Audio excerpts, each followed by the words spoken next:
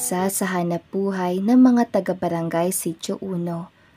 Pangulo ng kanilang grupo ang ama ni Alicia kung saan nakatira sila sa bundok at malayo sa syudad.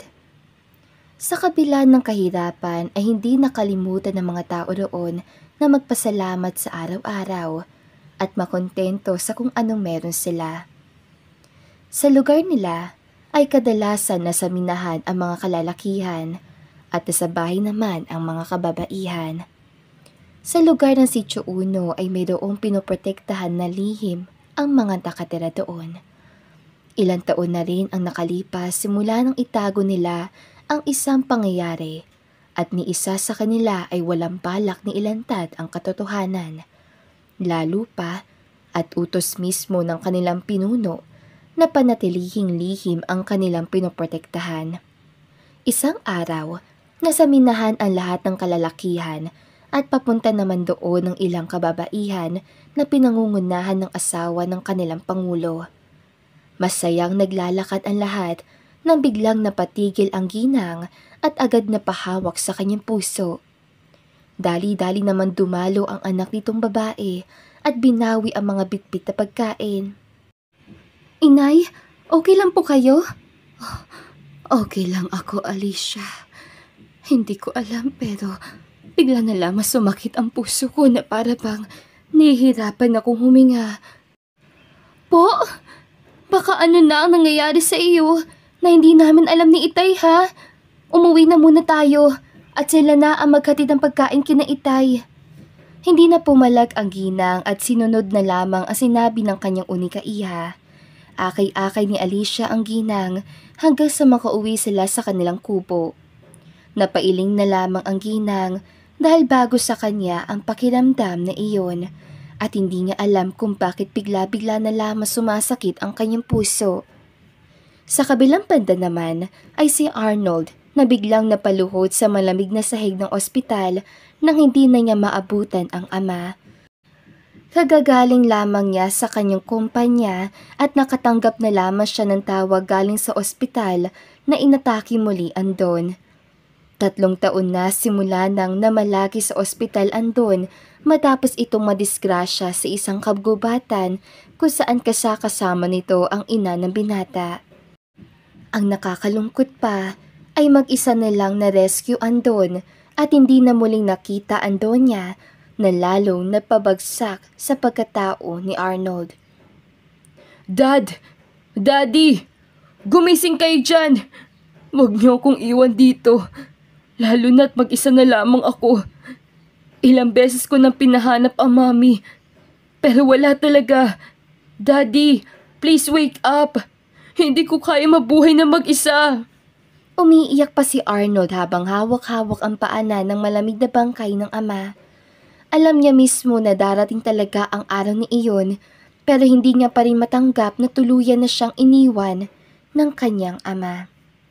Dinaluhan naman kaagad si Arnold ng ilang nurses at doktor na walang ibang magawa sa mga oras sa iyon kundi ang damayan siya.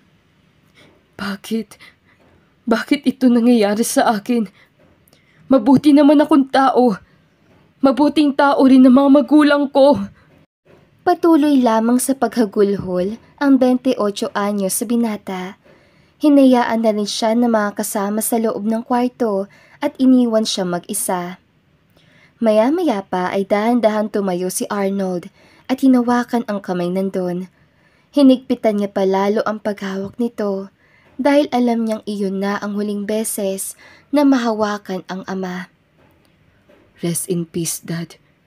Pinapangako ko sa inyo na hanapin ko ang mami kahit sa ang sulok ng mundo man siya naroroon ngayon. Gabayan mo lang ako palagi upang makayanan ko ang pagsubok na ito, lalo pa at mag-isa na lamang ako. Mahal na mahal kita, Daddy. Mahal na mahal ko kayo ni Mami. Tuluyan ng binitawan ni Arnold ang malamig na kamay nandun at agad siyang lumabas ng kwarto. Kailangan niyang tatagan ang kanyang loob, lalo pa at wala siyang ibang masasandalan sa mga oras sa iyon, kundi ang sarili lamang niya. Pinapanalangin na lamang niya na sana ay buhay pa ang kanyang ina upang makasama itong muli. Handa akong ubusin ang perang nasa kamay ko. Mahanap lamang kita, ma'am. Please, kumabit ka lang kung saan ka man naroroon. Isang linggo lamang ang nakalipas ay tuluyan ng inilibing ni Arnold ang ama. Lahat ng ari-arian na pag-aaring nandun ay napunta sa kanya. Sinimula na rin kaagad ni Arnold ang paghahanda upang mahanap kaagad ang ina. Ayaw niya magsayang ng oras, lalo pa at ayaw niyang maisip ng kanyang ina na pinagsawalang bahala lamang niya ang pagkawala nito. Inihabilin lamang ni Arnold ang kanyang kumpanya sa kanyang sekretarya at tahimik siyang lumisan sa kanilang lugar. Bit-bit ang isang malaking backpack ay agad pinuntahan ni Arnold ang lugar kung saan nadisgrasya ang kanyang mga magulang. Napahinga siya ng malalim na makita ang buong lugar. Malaki na ang pinagbago nito simula nang huli siyang makatapak dito. Sobrang tahimik ng buong paligid at napapalibutan ito na naglalakihang kahoy at matatayog na bundok. It's been 3 years, ma'am. Kung saan-saan na kami naghanap sa inyo. Pero wala pa rin kayo. Dito ka huling namataan. Kaya babalik at babalikan ko pa rin ang lugar na ito. Sinimulan ng akyatin ni Arnold ang mabundok na lugar. Base sa report ng kanyang mga tauhan, ay halos nahalughog na nila ang lahat ng parte ng bundok, puwera na lamang sa isang bundok na kinatatakutan ng lahat. Base sa pananaliksik ni Arnold, ay mayroong isang tribo na nakatira sa bundok na iyon kung saan ilag sa mga taong tulad niya na nakatira sa syudad. Nilakasan na lamang ni Arnold ang kanyang loob at sinimulan na ang paglalakbay paakyat ng bundok. Hindi pa man nangangalahati sa bundok si Arnold ay inabutan na siya ng dilim. Kaagad nagtayo na pang-isahang tent ang binata at nagdesisyon na magpalipasalaman ng gabi sa gitna ng madilim na kagubatan. Tahimik lamang si Arnold habang nakahiga at agad siyang inatake ng kalungkutan. Hindi niya mapigilang hindi malungkot lalo pa at walang kasiguraduhan ang kanyang lakad. Naisip niya na baka hindi niya mahanap ang kanyang ina sa lugar na iyon at tuluyan na siya mag-isa sa buong buhay niya. Wala pang plano si Arnold na magkaroon ng nobya dahil priority pa niya ang kanyang magulang. Kaya lalo pang nalulungkot si Arnold dahil ni isang babae na nakilala niya ay wala siya magustuhan dito. Pinikit na lamang ni Arnold ang kanyang mga mata at hinayaang makatulog sa gabing yun. Kinabukasan ay maagang gumising si Arnold at agad nag-init ng tubig gamit ang panggatong na nakuha lamang niya sa paligid. Maya-maya pa, nakapagluto na siya na pwede niya makain at sinimula na rin kaagad ang paglalakad paakyat ng bundok. Halos inabot na 3 araw at 3 gabi si Arnold sa paglalakad paakyat sa lugar at lihim na lamang siya nagpapasalamat nang walang mangyaring masama sa kanya. Sa ika-4 na araw ng paglalakbay ni Arnold ay nagtaka siya dahil may naririnig siyang sigawan ng mga tao malayo sa kanya. Agad sinundan ni Arnold ang boses sa mga ito hanggang sa dinala siya ng kanyang 2 paa sa isang minahan. Napatulala na lamang si Arnold dahil sobrang laki at lawak ng lugar at mano-mano lamang itong minimina ng mga kalalakihan. Kaagad lumapit si Arnold sa mga ito upang kanyang kausapin. Pero nagulat na lamang ang mga taong bundok na makita siya. Sino ka, Ginoo? Anong ginagawa mo dito? Sinong kasama mo? Sunod-sunod na tanong ng isang may katandaang lalaki. Mawalang galang na po sa inyong lahat. Ako si Arnold. At mag-isa lamang ako umakyat dito sa lugar ninyo. Narinig ko kayo sa baba, kaya sinundan ko ang boses ninyo at tapadpad ako dito. Anong kailangan mo? At nagpunta ka sa ganitong lugar. Alam mo bang delikado ang maglakbay na mag-isa? Lalo pa at malayo tong lugar namin sa baba. Alam ko po yun. Hindi po ako masamang tao. At may kailangan lang akong hanapin kaya ako narito. Sino ba ang leader ninyo na pwede ko makausap? Kaagad nagtitigan ang mga kalalakihan sabay tango sa isa't isa. Nasa baryo namin siya sa ngayon, iho. At maya-maya ay narito na siya. Pero kung nagmamadali ka, ay pwede ka namin ihatid doon sa aming baryo upang makausap ang aming pinuno. Napatango na lamang si Arnold at agad pumayag sa sinabi ng lalaki. Hindi nagtagal ay sinamahan si Arnold ng 3 lalaki papunta sa kanilang baryo. Buong akala ni Arnold ay payapa siyang makapunta sa lugar ng mga ito, pero nagkakamali siya dahil ilang sandali lamang ay bigla na lamang niyang naramdaman ang pananakit ng kanyang ulo kung saan naging rason ito kaya unti-unti siyang nawala ng malay. Yari ka, Kaloy! Nilakasan mo atang pagbatok sa estrangherong to eh. Baka mapagalita tayo ni Tatang Apo. Sira, kesa naman gising yan habang nilalakbay natin ang daan pa uwi, di malalaman niya ang buong lugar ni ito. Tara na, kargahin na natin siya pauwi sa sityo at na makilatis sa ito ng ating Pangulo. Tuluyan nang nagdilim ang buong paligid ni Arnold at yun lamang ang huling narinig niya sa mga kasama. Ipinagdarasal na lamang niya na sana ay mabait pa rin ang mga tao na nakatira sa lugar kung saan man siya dadalhin ng mga kalalakihan. Maya-maya pa ay nakarating na ang 3 lalaki habang karga-karga si Arnold ng mga ito. Gulat na gulat pa ang mga nakatira sa sityo nang makita ang karga ng kanilang kasama. Dali-daling bumaba ng kubo ang kanilang pangulo, sabay lapit sa mga kasamahan. Sino ang batang to? Bakit wala siyang malay?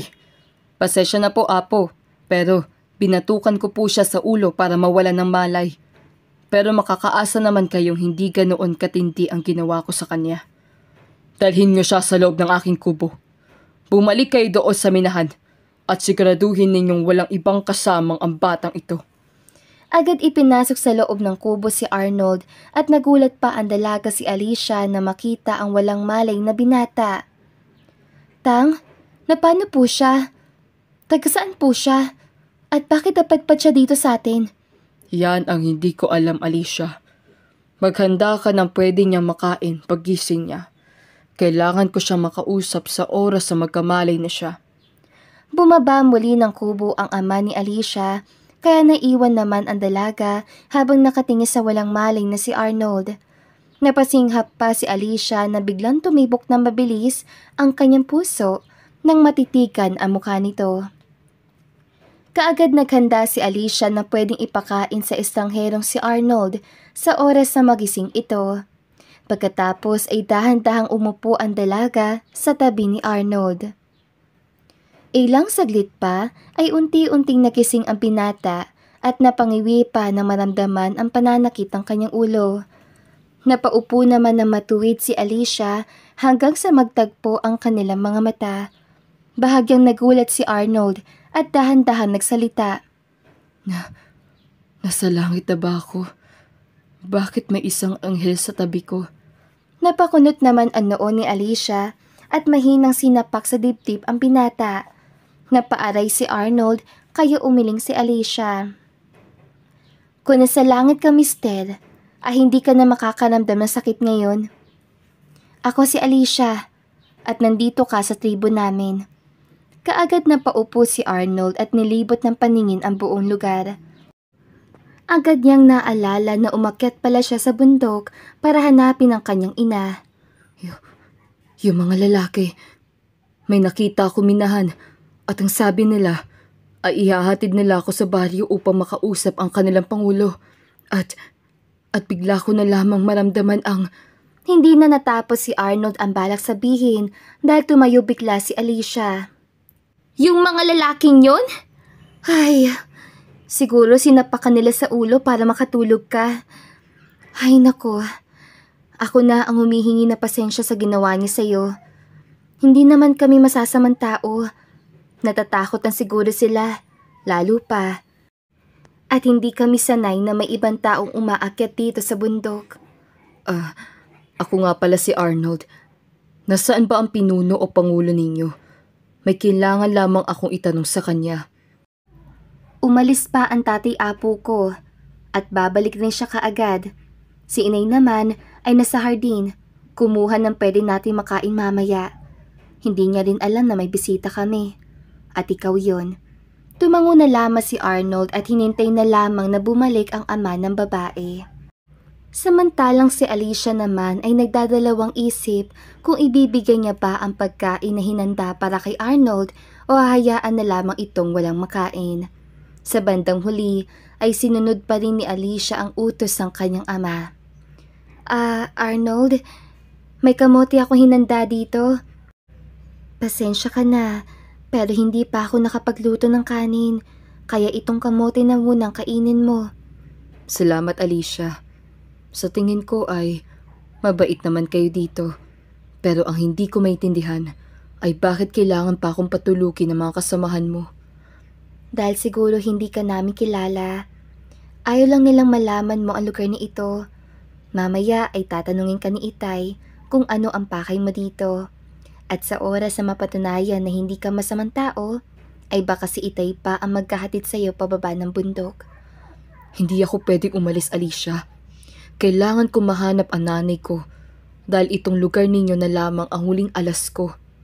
Kung saan-saan na ako naghanap kay Mommy, pero hindi ko pa rin siya mahanap. Parang piniga ang puso ni Alicia sa narinig. Hindi niya maintindihan pero nakadama siya ng awa sa bisita. Maya-maya pa ay bumukas ang pintuan ng kubo at sabay pa silang napalingon dito. Napangiti si Alicia na makita ang kanyang ina na may bitbit na gulay. Samantalang si Arnold naman ay bahagya pang napatitig sa ginang. Tumikim naman ang babae, saka nagsalita. Sino ang panauhin natin, Alicia? Hindi ko ata narinig na may bisita pala tayo. Si Arnold po pala, Nay. Napunta daw siya dito sa atin dahil hinahanap niya ang kanyang ina. Hinihintay pa niya si Itay Apo. Kaagad na paiwas ng tingin ang ginang at dumiretso sa kusina ng kubo.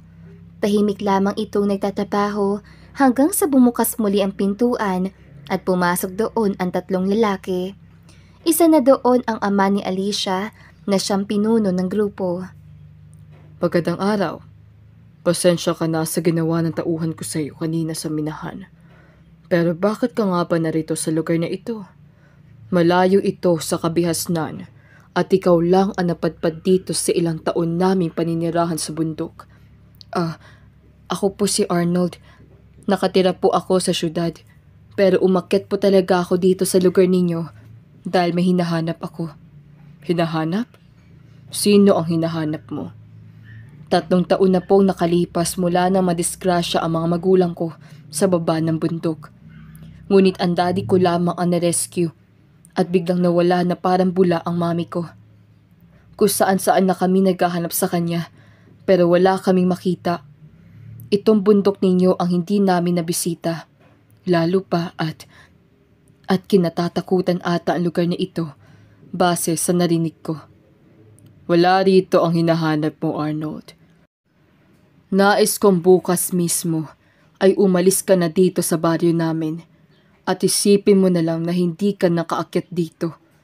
Napatulala naman si Arnold pati na rin si Alicia sa sinabi ng matanda. Huminga naman ng malalim ang ginang na kanina pa nakikinig sa kanila. Ihahatid ka ng mga tauhan ko bukas mismo pababa ng bundok. Sana ay hindi na magtagpo ang landas natin. Dahil hindi ako magdadalawang isip na gawan ka ng masama sa oras na bumalik ka dito sa lugar namin. Napayuko na lamang si Arnold sa huling sinabi na matandang lalaki at bumaba na ito ng kubo. Naramdaman na lamang ni Arnold ang isang tapik galing sa ginang. Pasensya ka na, pero walang makakatulong sa'yo dito. Maghanap ka na lamang sa ibang lugar dahil wala kang maaasahan sa amin. Ilang sandali pa ay mag-isa muli si Arnold sa loob ng kubo. Hindi niya alam kung saan pumunta ang mga taong magkakasama kanina lamang at wala rin siyang planong alamin. Malalim na nag-isip si Arnold nang biglang bumukas ang pintuan ng kubo at pumasok doon ang dalagang si Alicia. Kamusta ka dito? Okay lang ako, Alicia. Ang tatay at nanay mo ba ay nasa labas pa? Nagpupulong sila sa kabilang kubo. Pinag-uusapan nila kung karapat-dapat ka bang patuluyin mo na rito sa aming sityo o pauuwiin ka na kahit paparating na ang bagyo. Anong, wala naman sigurong bagyo ah. Hindi namin kailangan ng makabagong teknolohiya, Arnold, para lamang malaman ang lagay ng panahon. Sa tagal na nila Tatang Apo na naninirahan dito, alam na nila kung paano gumalaw ang panahon. Andito ako para samahan ka papunta sa kabila. Nais ka nila makilala pa. Hindi na lamang sumagot si Arnold at tahimik na lamang na lumabas ang kupo. Napatingin pa si Arnold sa kalangitan at kitang-kita niya ang kagandahan ng panahon. Napaigtad na lamang siya nang biglang naramdaman ang pagtapik ni Alicia sa kanyang balikat. Tara na, hindi pa naman agad-agad darating ang bagyo. Sabay silang pumasok sa kabilang kubo at nagulat pa si Arnold na makita niyang maraming tao sa loob. Napapalunok pa na bahagya ang binata nang makita ang mukha ng mga kalalakihan. May putik pa ang mga paa ng mga ito na para bang kagagaling pa sa trabaho. Umupo ka at ipakilala ang inyong sarili. Wika ng pinuno ng grupo. Ako po si Arnold. Pasensya na kayo kung napunta ako rito sa lugar ninyo nang walang pahintulot. Maya-maya po mismo ay aalis na po ako at bababa ng bundok. May napag-usapan kami dito at tiyak namin na nasabi na ito ng aking anak. Ano sa palagay mo ang desisyon namin, Arnold? Bababa pa rin po ako kahit hindi kayo pumayag. Wala naman sigurong bagyo at maaliwalas naman ang panahon. Hindi mo alam ang pinagsasabi mo, iho. Aabutin ka ng bagyo sa daan, kaya dito ka na muna sa aming tribo manatili.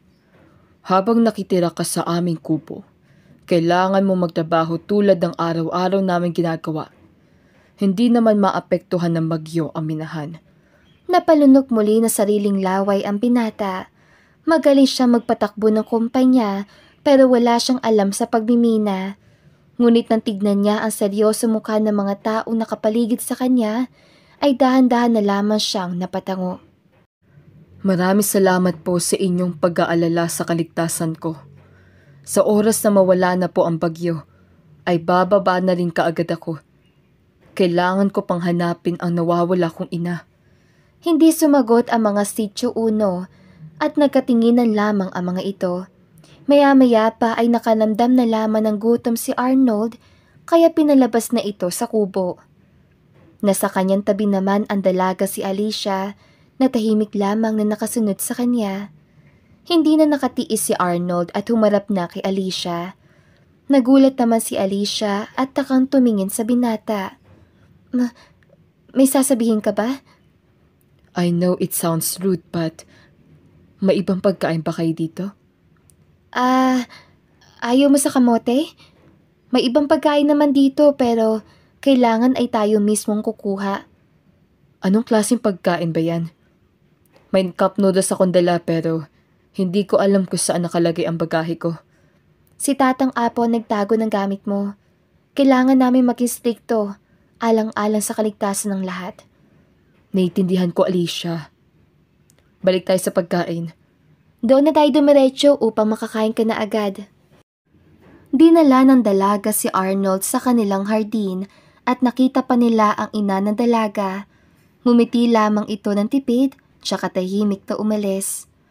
Napatulala pa si Arnold na makita ang buong lugar kung saan sagana ito sa iba't ibang klase ng gulay at mais. Anong pwede natin kainin dito? Dahil ayaw mo naman sa kamote, yang mais na lamang ang kunin mo. Ipagluluto kita na mais sa kubo. Total, bata pa naman ang mga yan at pwede pa yung pakuluan. Oh, parang katulad ng ito sa mall, pero kulay dilaw lamang ang nandoon. Siguro, Arnold. Sige na, kumuha ka na at kukuha rin ako ng talbas ng kamote para may pang-ulam tayo mamaya. Napatango na lamang si Arnold at nagsimula na rin kumuha ng mais sa puno habang nangunguha naman ng talbos ng kamote ang kasamang dalaga. Hindi na malayo ni Arnold na napangiti na pala siya habang nakatingin kay Alicia. Maya-maya pa ay bumalik na sila sa kubo at natuwa pa ang binata nang madatnan ang kanyang gamit sa loob ng kubo. Agad inilabas ni Arnold ang ilang dalang pagkain at si Alicia naman ang natuwa sa mga oras sa iyon. Salamat dito Sa wakas, makakakain rin kami ng ibang putahe. Bakit pa hindi kayo bumababa ng bundok? Mas maraming opportunity doon sa baba kaysa dito. Mahigpit na ipinagbabawal ni Tatang Apo ang pagbaba sa bundok dahil delikado. Tangis sila lamang na mga kasamahan niya ang pwedeng bumaba at ibenta ang ilang gintong namimina nila. I don't understand. Pero ayoko na ring alamin ang totoong rason ng tatay mo. Napailing na lamang si Alicia sabay ngiti sa binata. Magaan ang loob nila sa isa't isa at nagtutulungan pa sila sa gawain upang makakain na kaagad si Arnold. Hindi nagtagal ay naluto rin ang mais sa pinakuluan ni Alicia, pati na ang pagkain na bitbit ni Arnold paakyat ng bundok. Masaya silang kumakain hanggang sa magdesisyon silang lumabas muna ng kupo pagkatapos. Madilim na ang buong paligid kahit 6:00 pa lamang ng hapon. Napayakap pa si Arnold sa kanyang sarili dahil sa lamig na simoy ng hangin. Napansin ito ni Alicia kaya agad niyang binigay kay Arnold ang balabal na gawa sa balat ng hayop.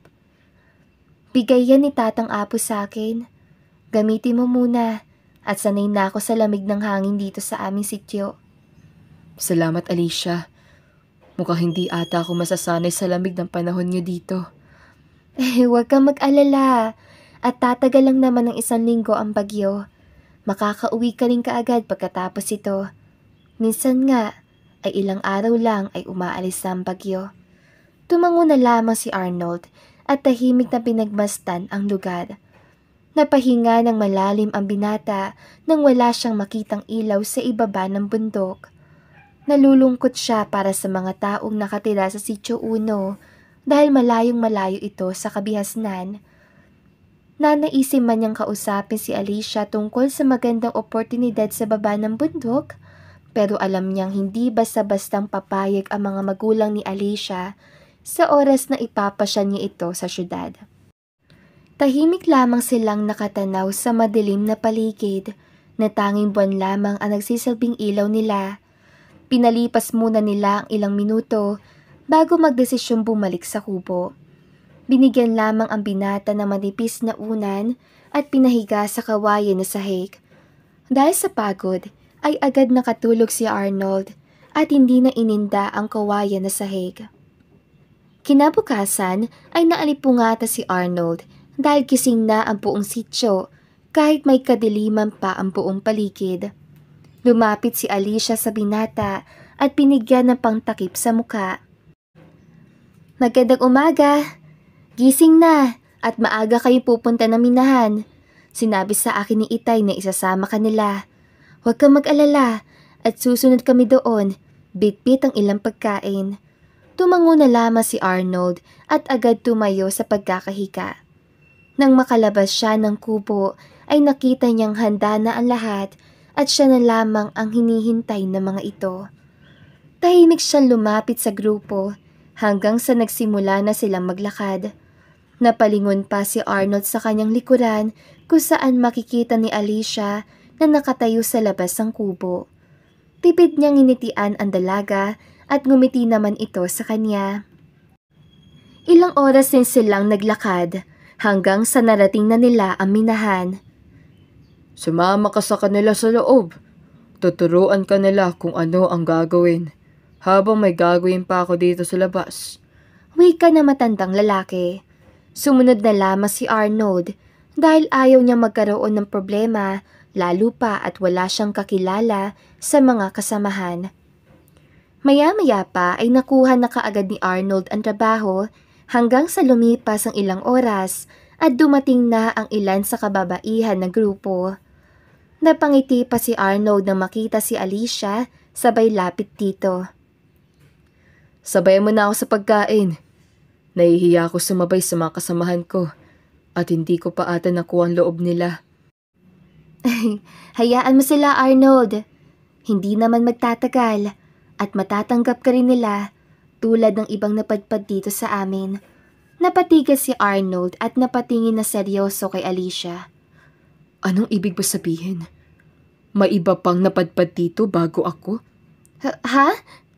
Yan ang narinig ko, pero hindi ko alam at mukhang bumaba na sila sa bundok. Kain na tayo? Lumalamig ng pagkain. Tumango na lamang si Arnold kahit hindi siya kumbinsido sa naging sagot ng dalaga. Nanaisin man niya magtanong pa sa dalaga pero ramdam niyang umiiwas ito.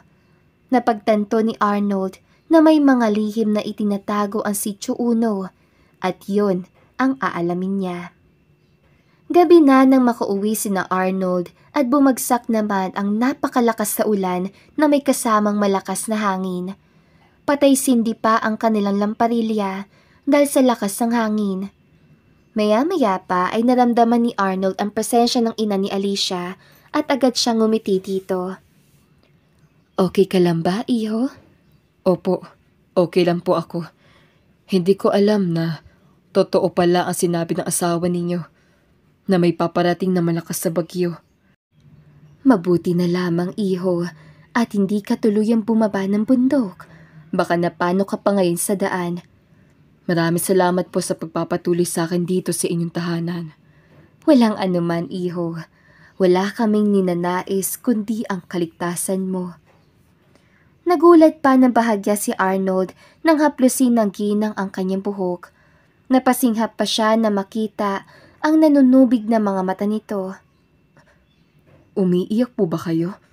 Hindi mapigilan tanong ni Arnold. Ha? Hindi, iho. Napuwing na siguro ako. Matulog ka na. Nagmamadaling pumasok sa maliit na silid ang ginang at siya namang paglabas si Alicia. Inay? Umiling lamang ang ginang at tuluyan ng pumasok sa loob.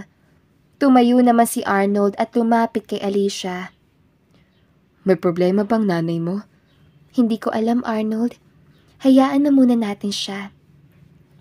Lumabas na ng kubo si Alicia at naiwan naman si Arnold malapit sa silid na mag-asawa. Narinig ni Arnold na nag-uusap ang mag-asawa sa loob kaya tahimik siyang nakikinig dito. Mukhang siya na ang pinapahanap sa atin, Apo. Hindi ko ata kakayanin na makaalis siya rito sa atin nang hindi niya malalaman ang totoo. Maghunos dili ka, mahal ko. May rason ang lahat kaya nangyari ang lahat ng ito. Huwag ka na lang ding maging madaldal at pananatilihin nating lihim ang nakaraan. Tumahimik na sa loob ng kwarto, kaya napasandal na lamang si Arnold sa pintuan. Parang may bumabagabag sa kanyang dibdib at hindi nga alam kung ano ang ibig sabihin ng mag-asawa. Ako ba ang pinag-uusapan nila? Anong sikreto ang kailangan kong malaman? Sa isip ng binata at tuluyan nang bumalik sa kanyang higaan. Nais pa sana niya sundan si Alicia sa labas ng kubo pero nagdesisyon siyang hayaan na muna ito. Pinikit na lamang ni Arnold ang dalawang mata kahit gising na gising pa ang kanyang diwa. Ilang minuto rin ang lumipas at hindi pa rin makatulog si Arnold. Nakapikit pa rin siya sa mga oras sa iyon hanggang sa narinig niya ang pagbukas ng pintuan ng kubo. Alam niyang si Alicia ang pumasok base na rin sa yapak nito. Ang ipinagtataka ni Arnold ay bigla itong tumigil sa kanyang tabi at naramdaman na lamang ang paghaplos ito sa kanyang pisngi. Sana ay makaalis ka na agad dito, Arnold. Ayokong dumating ang panahon na nanaisin mo na ring tumira dito at kalimutan ang buhay sa iba pa. Ayoko matulad ka ng ibang napadpad dito na mas pinili ang buhay na ganito dahil malayo sa realidad. Tuluyan nang iniwan si Arnold ang dalaga at saka naman bumuka ang dalawang mata ng binata. Marami siyang tanong sa kanyang isipan pero base sa kanyang obserbasyon ay walang balak na magsabi si Alicia sa kanya ng totoo. Hahayaan ko na lamang siya. Tsaka ko na aalamin ang totoo kapag ramdam kong handa na siya. Sa loob-loob ng binata. Kinabukasan ay malakas pa rin ang bagyo pero patuloy pa rin sa pagtatrabaho ang kalalakihan ng Sitio Uno. Pinasama muli si Arnold ng grupo at pumayag naman ang binata sa nais sa mga ito.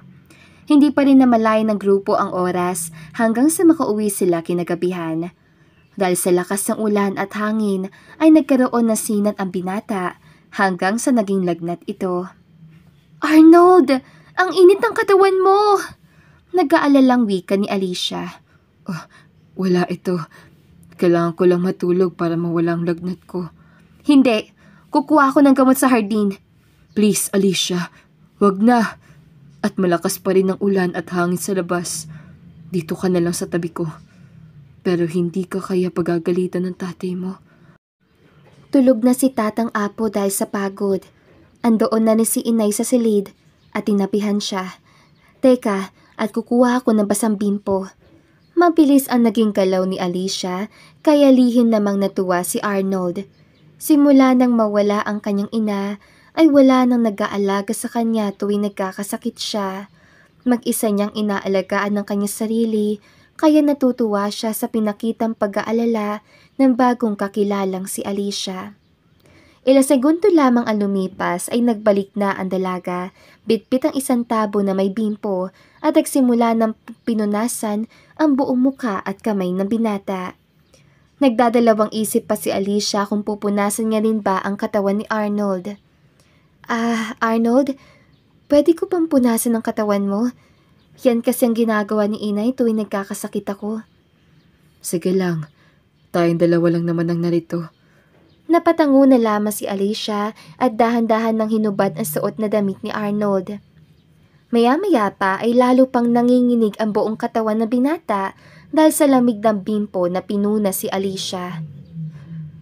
Giniginaw ka ba? Teka, at kukuha pa ako ng balabal.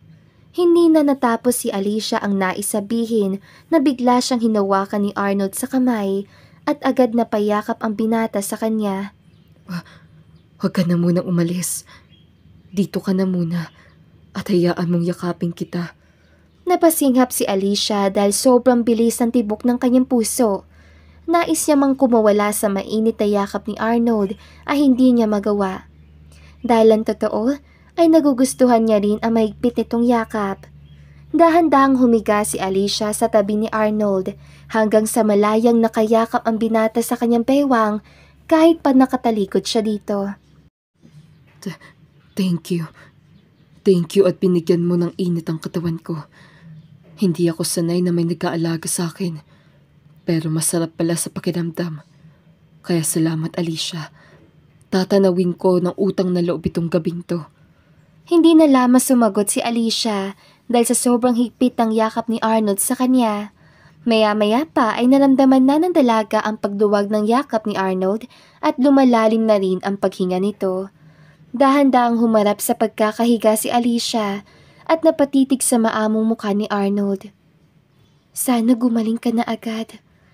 Hindi ako sanay na makita kang may sakit. Kung buhay lang sana ang mami mo ngayon, ay ito rin ang sasabihin niya. Pinikit na lamang ni Alicia ang dalawang mata, tsaka niyakap ang binata. Tuluyan na rin siyang nilamon ng antok at agad ring nakatulog.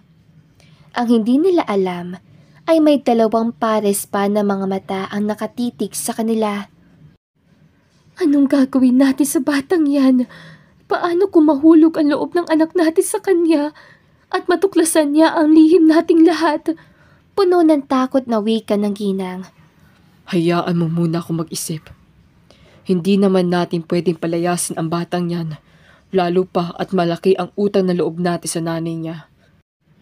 Hindi na lamang sumagot ang ginang sa sinabi ng kanyang asawa. Nakaramdam siya ng lungkot at awa para kay Arnold dahil ang totoo ay matagal na nilang hinihintay na makilala ang binata, alang-alang sa utos ng yumao nitong ina. Napapikit ang ginang na maalala ang nangyari, 3 taon na ang nakalipas. Nasa baba sila ng bundok sa mga oras si iyon dahil balak nilang ibenta sa syudad ang kanilang naminang ginto. Aalis sana sila papuntang syudad nang biglang marinig ang lumaragasang sasakyan papunta sa kanila. Sobrang bilis ang pangyayari dahil hinintay lamang silang makalayo ng kaunti sa lugar tsaka na masumalpok ang lumaragasang sasakyan. Gulat na gulat ang lahat at sinubukan pa nilang ilabas ang 2 tao sa loob. Dahil sa laki ng pinsala ay hindi nila nailabas ang driver ng sasakyan at tanging ang isang magandang babae lamang ang kanilang natulungan. Nakapagsalita pa ang babae bago ito nawala ng malay. Mahigpit na napayakap ang ginang sa kanyang sarili nang maalala ang sinabi ng sinagip na babae sa araw na iyon. Ilayo niyo ako dito. Dalhin niyo ako sa malayong lugar. Sasaktan lamang ako ng asawa ko. Napaigtad na lamang ang ginang nang naramdaman ang pagtapik ng kanyang asawa. Anong iniisip mo? Bumabalik na naman bang alaala mo sa nakaraan? Hindi ba at sinabi ko na siyang kalimutan mo na ito, lalo pa at wala ng kaibigan mo? Tumango ang ginang sabay iwas ng tingin, parang piniga ang kanyang puso sa sinabi ng kanyang asawa. Kung binabalang sana natin siya sa bundok, ay buhay pa sana siya ngayon. Pero hindi kayo nakinig sa akin. Hinayaan lamang nating mawala ang kaibigan ko na nanay ng batang katabi ng ating anak. Hindi ko alam kung makakalimutan ko pang nakaraan kung patuloy akong binabagabag nito. Huminga na lamang na malalim ang matanda sabay tapik sa kanyang asawa. Matulog na lamang tayo. Hindi na natin maibabalik ang buhay ng nanay ng batang yan dito. Pumasok na muli sa loob ng kwarto ang pinuno ng grupo at naiwan naman ang ginang na nakatitig kay Arnold at sa kanyang anak. Sumunod rin kaagad ang ginang sa kanyang asawa upang makapagpahinga na siya. Patawarin mo ko. Kung hindi lang sana kami takot dati sa mga taong nasa ibaba, baka naipalik ka pa namin sa pamilya mo. Bulong niya sa hangin. Ilang saglit lamang ay biglang nagising si Arnold dahil naramdaman niya ang malamig na sahig na nahigaan niya. Doon niya napansin si Alicia na natutulog habang kayakap siya. Napangiti na lamang si Arnold at agad hinawi ang ilang hibla na buhok ng dalaga. You're so beautiful, Alicia. Sana alam mo yan. Napapikit muli si Arnold at agad ring nakatulog sa tabi ng dalaga. Kakaiba ang pakiramdam ni Arnold sa gabing yun na tila ba payapa at wala siyang problema habang katabi si Alicia. Kinabukasan ay maagang nagising si Arnold dahil mabuti na ang kanyang pakiramdam at wala na rin ang malakas sa bagyo. Dahan-dahan siyang tumayo sabay baba ng kubo. Napangiti siya na makita kung gaano kaganda ang paligid sa mga oras sa iyon. Ngunit na marinig niya ang mahinang boses si Alicia ay agad siyang napatingin dito. Tila bumagal ang takbo ng oras si Arnold sa mga oras sa iyon. Napatitig lamang siya sa kakagising lang na si Alicia at sobrang ganda nito sa paningin niya. Huy, Arnold, tulala ka dyan. May problema ka ba? Ha? Wala naman. Nagagandahan lamang ako sa'yo. Sa paligid mo. Tumawa ng mahina si Alicia sabay lapit sa binata. Bahagya pang nagulat si Arnold dahil bigla-bigla na lamang nilapat ni Alicia ang palad nito sa kanyang noo. Wala na ngang lagnat mo. Pinag-alala mo ko kagabi. Sobrang taas ang lagnat mo at kung ano-ano na lamang ginagawa mo. Talaga? Bakit? Ano bang ginawa ko? Niyakap lang naman siguro kita? Napasinghap ang dalaga at biglang nag-iwas ang paningin. Napatawa naman si Arnold at dahan-dahang hinawakan ang kamay ni Alicia. Salamat pala sa pag-aalaga sa akin kagabi. Kaya siguro mabilis na walang lagnat ko dahil magaling mag-alaga ang nurse ko. At dahil dyan, ay ipapasyal muna kita dito sa lugar ninyo bago ako bumaba ng bundok. Biglang nagbago ang reaksyon ni Alicia at hindi na itago ang lungkot nito. Ha? Bababa ka na ng bundok? Uuwi ka na sa inyo? Oo, Alicia. Hindi ba? At yun naman talagang nakaplano. Uuwi ako sa amin sa oras na mawala ang bagyo. Oo nga, pero ang bilis naman ata. Bakit? Ayaw mo ba akong bumaba? Ha? Hindi naman sa ayaw. Masaya nga ako eh. Tara na nga. Saan mo ba ako balak na ipasyal?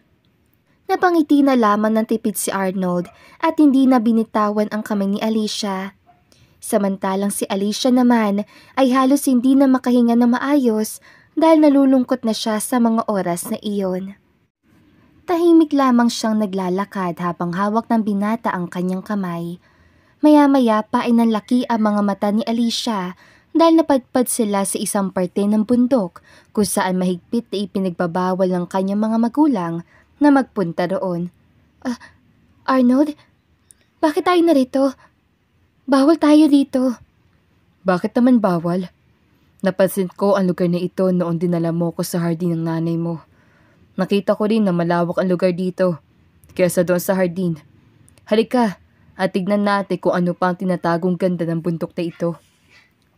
Biglang nakaramdam ng takot si Alicia pero wala naman siya magawa dahil mahigpit ang pagkakahawak ni Arnold sa kanyang kamay. Maya-maya pa ay bigla na lamang napatigas si Arnold at dahan-dahang binitiwan ang kamay ni Alicia. Tulala lamang si Arnold habang napatingin sa paligid.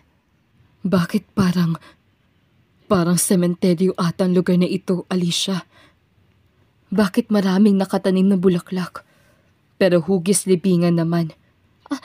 Arnold, bumalik na tayo sa kubo. Baka makita pa tayo ng itay at inay. Hindi. Bakit pakiramdam ko ay may tinatago kayo sa bundok na ito? Bakit sinasabi ng isip ko na may kinalaman ka dito? Unti-unting napaatras si Alicia, ngunit mabilis siyang nahawakan ni Arnold. Bakit parang takot ka sa akin? Wala naman akong ginawang masama ah. Arnold, sige na. Tara na sa kubo. Hindi pa man nakasagot si Arnold ay narinig na nila ang isang tikim sa kanilang likuran. Napasinghap pa si Alicia nang makita ang kanyang mga magulang na seryosong nakatingin sa kanila. Itay, hindi po namin sinasadyang mapunta sa lugar na ito. Nay, maniwala kayo sa amin. Mabilis sa katwiran ni Alicia at sa oras sa iyon ay siya na mismo ang may hawak sa kamay ni Arnold. Bitiwan mo siya, Alicia. May rason ang lahat kung bakit nalaman niyo ang lugar na ito. Lalo ka na, Arnold. Humingang malalim ang matandang pinuno at tumango naman ang matandang asawa nito. Dahan-dahang nilapitan ng dalawa ang isang puntod kung saan tinaniman ng magagandang bulaklak. Malaki ang kasalanan namin sa iyo, iho. Hindi namin kaagad sinabi sa iyo ang totoo. Alang-alang sa habilin ng nanay mo. Unti-unting naikuyom ang kamao ni Arnold nang marinig ang sinabi na matandang pinuno. Anong ibig yung sabihin? Na may alam kay sa nanay ko? Tama ka. Wala pa sana kaming balak sabihin sa iyo ang totoo. Pero sa tingin namin ay may karapatan ka na masigurong malaman ang totoo. Galit na sumugod si Arnold sa matanda at agad itong hinawakan sa damit. Sino ka para magdesisyon, ha? Tanda! Sino ka para itago sa akin ang totoo? Napasinghap naman ang dalawang babae at mabilis na nilapitan si Arnold at ang matanda. Arnold! Ano ba? Bitawan mo ang tatay ko! Makinig ka mabuti, iho. Hindi kami ang kalaban mo dito. Dahil wala ka naman talagang kalaban. Hindi namin sinabi sa iyo ang totoo dahil iyon ang nais ng ina mo. Yan ang hiling niya sa amin bago siya tuluyang namayapa. Ibig sabihin ay narito si nanay. Dito siya huling napadpad bago mawala. Huminga ng malalim ang mag-asawa at agad nagsalita ang ginang. Tama ka, iho. Malaki ang naitulong ng nanay mo sa aming sityo. Masaya siya dito at ayaw na niyang bumalik sa baba. Ang sabi niya sa amin dati ay ilayo namin siya sa papa mo. Naroon kami noong madisgrasya sila. Hindi ko alam kung anong rason niya, kung bakit nais niya makalayo sa asawa niya. Pero sinunod namin ang gusto niya. Namuhay siya ng tahimik dito at tinulungan kaming lahat. Pero tulad ng iba ay nagkasakit na rin siya at ayaw niya magpadala sa ospital. Bilang respeto sa kanyang desisyon ay sinunod muli namin ang gusto niya. Sobrang bait niya at maalaga ang nanay mo, iho. Kamukhang kamukha mo siya. Napaupo na lamang si Arnold matapos marinig ang lahat. Hindi niya maintindihan pero galit ang kanyang nararamdaman sa mga oras sa iyon. Napansin niyang tila may hinukay ang matandang pinuno at agad ditong nakuha ang isang kahon sabay abot sa kanya. Hinapiling ng nanay mo sa oras na mapadpad ka sa bundok na ito at malaman mo ang totoo, ay ibigay ko raw ito. Hindi namin niya binuksan, bagkus ay inilibing namin niya sa lupa. Ngayon pa lang ay humingi na ako ng pasensya, iho. Pasensya ka na kung itinago pa namin ang totoo. Walang sagot na lumabas sa bibig ni Arnold at naintindihan naman ito na mag-asawa. Huminga lamang sila ng malalim at iniwan na nila ang binata. Buong akala ni Arnold ay mag-isa na lamang siya sa mga oras sa iyon. Pero nagkamali siya dahil hindi pala umalis si Alicia. Naramdaman niya ang pagyakap ng dalaga sa kanyang likuran kaya agad tumulo ang kanyang mga luha. Walang sinabi si Alicia sa mga oras sa iyon pero ramdam ni Arnold na dinadamayan siya ng dalaga. Dahan-dahan binuksan ni Arnold ang kahon na binigay ng ama ni Alicia at agad nakita ang sulat kamay ng kanyang ina. Mommy. Tanging nasabi ni Arnold at tahimik na binabasa ang sulat. Maya-maya pa ay unti-unting naiintindihan ng binata ang lahat ng pangyayari. Naiintindihan niyang hindi na pala masaya ang kanyang ina sa piling ng kanyang ama. Noon pa man ay madalas nang napapansin ni Arnold na halos araw-araw ay nag-aaway ang kanyang mga magulang. Nais lamang ng ginang na maging masaya sa kanyang nalalabing taon sa mundo. Napaluhan na si Arnold sa sinabi ng kanyang ina na mahal siya nito kahit pa wala na siya sa mundo. Marami pang isinulat ang kanyang ina tungkol sa magandang karanasan nito sa bundok. Nais pa ng ginang na makilala ni Arnold ang pinakamagandang dilag sa lugar. Ito ay si Alicia.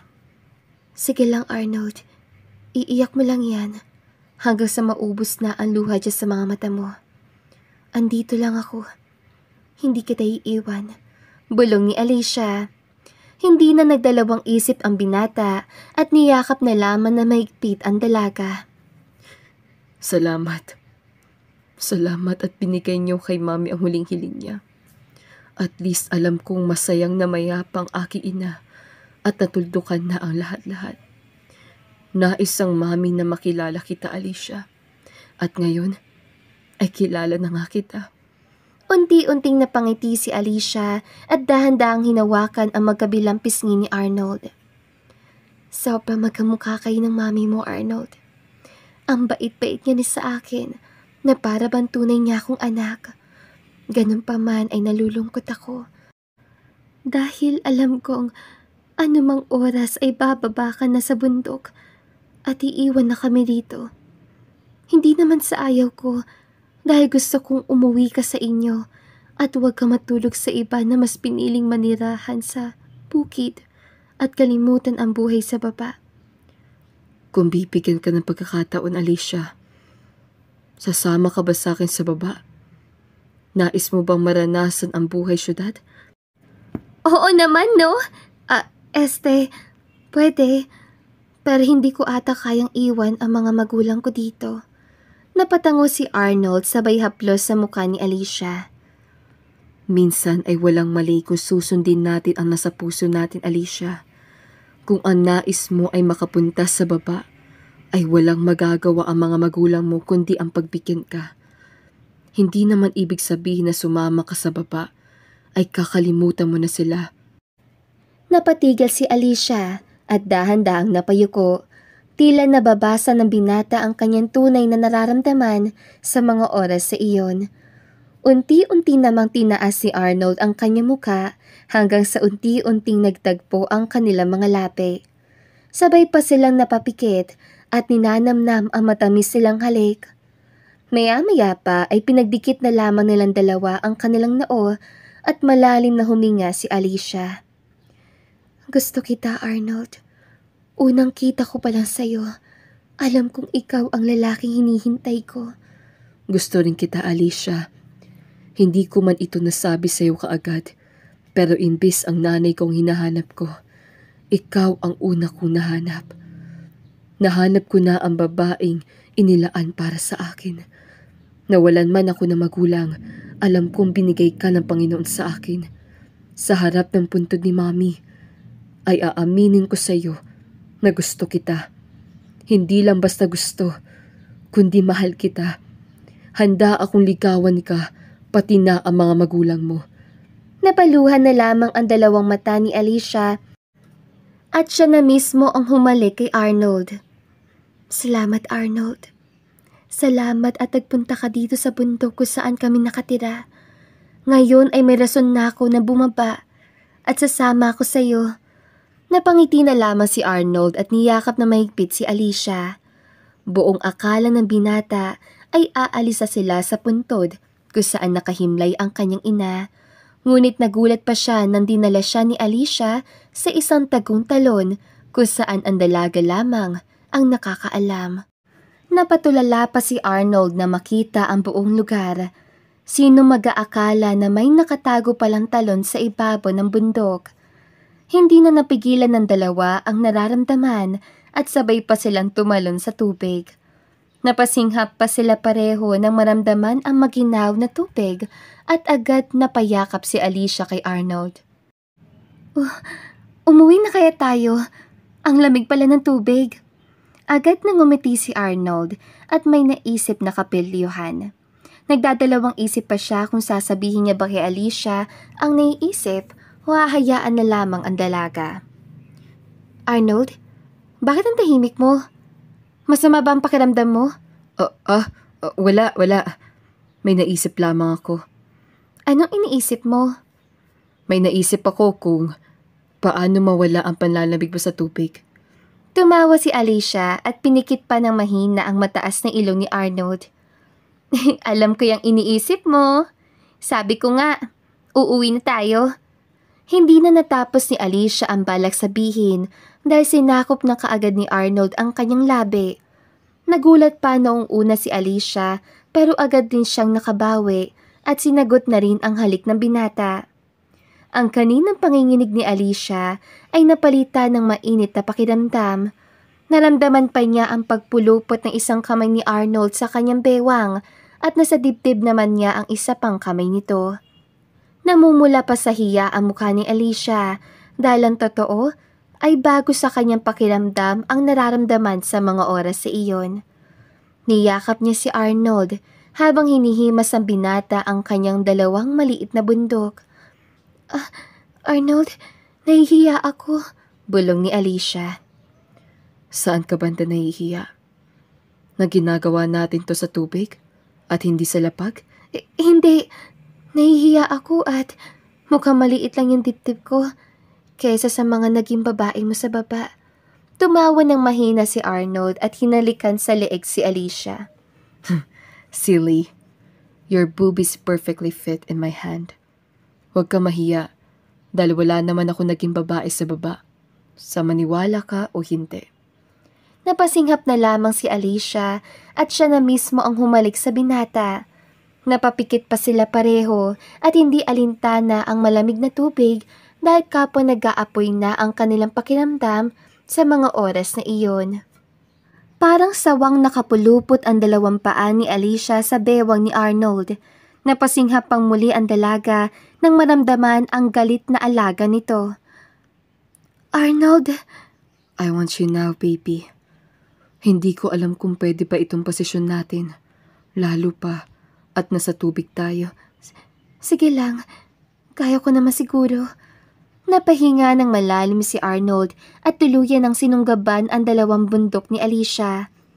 Sobrang tahimik ng buong lugar at tanging maririnig lamang dito ay ang mga halinghing ni Alicia. Kung kanina ay payapa lamang ang talon, ngunit bigla na lamang umaalon ang tubig dahil sa ginawa ng dalawa. Halos hindi na maputol ang titigan ng dalawa hanggang sa tuluyan nang naipasok ni Arnold ang kanyang galit na alaga sa kuweba ni Alicia. Napaliyad pa si Alicia habang patuloy pa rin si Arnold sa ginagawa. Hanggang sa makalipas ang ilang sandali, ay sabay pa nilang narating ang langit na tanging sila lamang ang nakakaramdam sa mga oras na iyon. Tila nawala ng lakas si Alicia matapos silang ipalabas ang mainit nilang nararamdaman. Arnold, anong susunod nating hakbang ngayon? Nais kong sumama sa iyo pababa sa lugar na ito. Liligawan ko muna ang magulang mo, tsaka kita dadalhin sa baba. Ipapalasap ko sa iyo ang marangyang buhay na hindi mo naranasan dito sa bundok. Bibisita tayo dito 1 beses sa 1 buwan, o kung kailan mo gusto. Kaya kitang buhayin, Alicia. Kaya kitang buhayin, lalo na at hindi naman problema sa akin ang pera sa baba. Napangiti si Alicia sabay tulo ng kanyang luha. Masaya siya sa mga plano ni Arnold at napatunayan niya rin na hindi lang basta mabait ang binata, kundi mapagmahal rin sa nakakatanda. Tutulungan kita, Arnold. Kukumbisihin ko sina tatay at nanay na sumama sa iyo sa baba. Kung ang nanay mo ay dito sa bundok na tagpuan ng kasiyahan, sigurado rin ako na nasa baba ang kaligayahan ko. Kasama ka. Napatango na lamang si Arnold at agad kinarga na parang bagong kasal ang dalaga. Nakaahon na sila sa tubig at parehong basa ang kanilang mga damit nang umuwi sa kanilang sityo. Nang makauwi sila, ay nagulat pa silang dalawa dahil nagtipon-tipon na ang kanilang mga kasamahan na tila ba sila na lamang ang hinihintay. Una nagsalita ang pinuno ng grupo kaya napatigil ang dalawa. Anong plano niyong dalawa? Ikaw, iho, malaki ang respeto namin sa iyo dahil anak ka ng babaeng nagturo sa amin dito ng mga bagay-bagay. Pero anak ko pa rin ang pinag-uusapan dito. Kaya sumagot ka na mabuti. Hindi pa man nakasagot si Arnold ay pumagitna na si Alicia. Itay, anong ibig niyo sabihin? Nakita namin ng nanay mo ang ginawa niyong dalawa sa harap mismo ng punto ng nanay ni Arnold, iha. Kaya hinihintay naming marinig ang plano ng batang yan. Tay naman! Tama na, Alicia. Hayaan mo kung kausapin sila. Pigil ni Arnold sa dalaga. Seryoso pang nagkatitigan ang dalawang panig hanggang sa nagulat na lamang si Arnold dahil biglang umiyak ng husto ang pinuno ng grupo. Oo na. Tanggap ko naman na darating talaga ang panahon na ito. Hindi lang ako sanay na may aalis sa pamunuan ko, lalo na't anak ko pa. Ngumawa pa ng malakas ang matanda kaya natatawa na lamang ang lahat, lalo na si Alicia. Kaagad tumakbo ang dalaga palapit sa kanyang ama at niyakap ito na mahigpit. Mahal ko kayo ni Nanay, Itay, at patuloy ko pa rin kayong mamahalin. Kahit magkapamilya na ako, mahal na mahal ko po si Arnold at alam pong siya na ang lalaking hinihintay ko. Alam ko ito noong unang kita ko pa lang sa kanya. Baka naman magbago pa yung isip mo, anak. Ilang araw mo pa lang naman nakikilala ang binatang yan. Tay, naniniwala po kasi ako sa pag-ibig sa unang tingin. Yan din naman ang nararamdaman ninyo noong unang kita mo pa lang kay nanay. Hindi po ba? Tumango na lamang ang matanda, ngunit patuloy pa rin ito sa pag-iyak. Napatawa na lamang ang lahat at lumapit na rin si Arnold sa pinuno ng grupo. Marami pa silang napag-usapan tungkol sa pamamanhikan ni Arnold sa kanilang pamilya. Pumayag rin namang kaagad sila na isama ng binata si Alicia pababa ng bundok. Pinalipas muna ni Arnold ang 1 buwan bago sila bumaba ng bundok. Umabot lamang ng 3 araw ang kanilang paglalakbay hanggang sa narating nila ang syudad. Halos maiyak pa ang dalaga si Alicia nang makita ang buong paligid. Lumingon pa siya sa mabundok na lugar pero mas nangingibabaw ang kanyang tuwa sa naglalakihang building. Hawak kamay silang sumakay ng isang taxi pauwi sa bahay ni Arnold. Welcome home, my queen. Marami ka pang dapat matutunan, kaya simula ngayon ay ituturo ko na ang lahat ng bagay-bagay sa iyo. Arnold, okay lang ba talaga? Okay lang ba na isang katulad ko ang magiging katawang mo habang buhay? Isang taga-bundok na walang gaanong alam sa bagay-bagay. Alicia, mahal ko. Ang mga bagay na sinasabi mo ay matututunan mo lang ng ilang araw o buwan. At ang pagmamahalan pa rin natin ang mangigibabaw sa lahat ng bagay. Mahal kita, kahit sino ka pa, Alicia. Yan ang wag mong kakalimutan. Napangiti na lamang ang dalaga at niyakap na mahigpit ang binata. Alam niyang hindi siya pababayaan ng binata, lalo pa at ramdam niyang mahal na mahal siya nito. Samantalang si Arnold naman ay lihim na nagpasalamat sa kanyang ina na namayapa na. Kung hindi lumayo ang kanyang ina sa kanila, ay hindi niya ito hahanapin at hindi niya matatagpuan ang babaeng para sa kanya. Naintindihan na ni Arnold na ang lahat na nangyayari ay may kaakibat na rason. Nawala man ang kanyang ama at ina, dumating naman si Alicia sa kanya. Ikinasal rin sila dalawa makalipas ang 1 taong pagsasama. Halos buwan-buwan silang umaakit ng bundok o di kaya ay ang taga-sityo Uno ang bababa ng bundok at doon didiretso sa mansyon ni Arnold at Alicia. Masasabing masaya ang buhay na mag-asawa, lalo na noong nagdesisyon sila na pag-aralin si Alicia sa mamahaling paaralan. Habang pinapalawak ni Arnold ang kanyang kumpanya, nag-aaral naman ng mabuti si Alicia upang makatulong sa asawa. Hindi pa man natapos si Alicia ang pag-aaral, ay binayayaan na sila ng napakagandang sanggol na babae. Mas lalo pang natuwa ang mag-asawa dahil masasabing kumpleto na ang kanilang pamilya. Ipinagdiwang naman ng taga-bundok ang kauna-unahang apo ng kanilang pinuno. Ipinagdasal nila na sana ay masundan pang muli ang kanilang apo upang magkaroon sila ng malaking pamilya. Napatawa na lamang ang bagong mag-asawa at ipinagdasal na sana ay magkatotoo ang lahat ng hiniling nila. At dito na nga po nagtatapos sa magandang istoryang ito. Don't forget to like, share, and subscribe. Hanggang sa muli, paalam!